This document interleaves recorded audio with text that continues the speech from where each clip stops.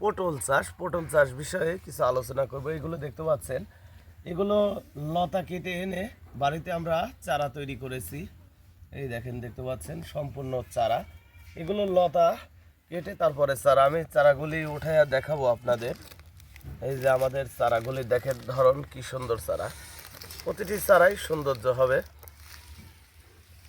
এই দেখেন চারাগুলি, এটা মূলত লতা থেকে চারা করা। আমাদের প্রতিটি লতা দেখেন দেখাই যাচ্ছে উপর দিয়ে, লতা থেকে চারা করা। কারণ এটা এটা যদি আপনি বীজ থেকে চারা করেন সেক্ষেত্রে ফলন হবে না। বীজ থেকে করলে দেখা যাবে যে ওই গাছ খালি বাড়বেই কিন্তু ফলন হবে না। লতা কলম থেকে যদি আপনারা রোপণ করেন সেক্ষেত্রে দেখা যাবে গাছ ছোট থেকেই ফল আসবে, অর্থাৎ 2 মাস পর থেকেই পটল আসবে। আর এই পটলটা রোপণ করবেন হচ্ছে উঁচু জমিতে, নিচু জমিতে পটল চাষাবাদ করবেন না। কারণ নিচু জমিতে যদি পটল চাষ করেন সেক্ষেত্রে লসের সংখ্যাটা, খাওয়ার সংখ্যা বেশি থাকে।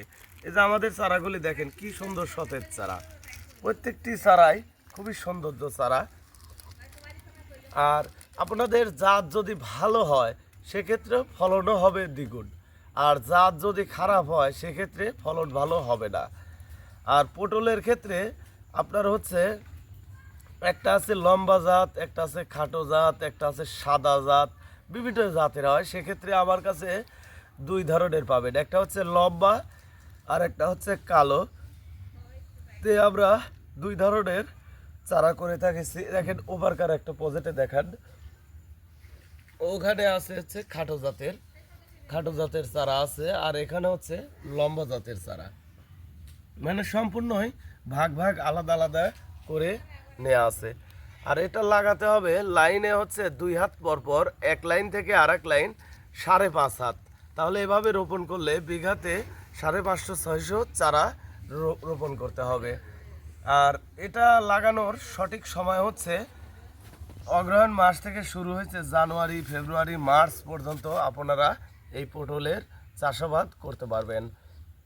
আর পটল চাষের জন্য উপযুক্ত জমি হচ্ছে উঁচু জমি। নিচু জমিতে কখনো পটল চাষ করবেন না, নিচু জমিতে পটল চাষ করলে লস খাবেন।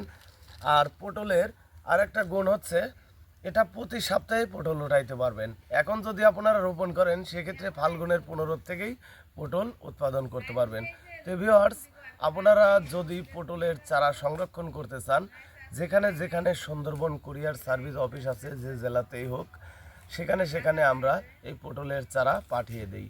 ভালো থাকবেন, সুস্থ থাকবেন। আসসালামু আলাইকুম।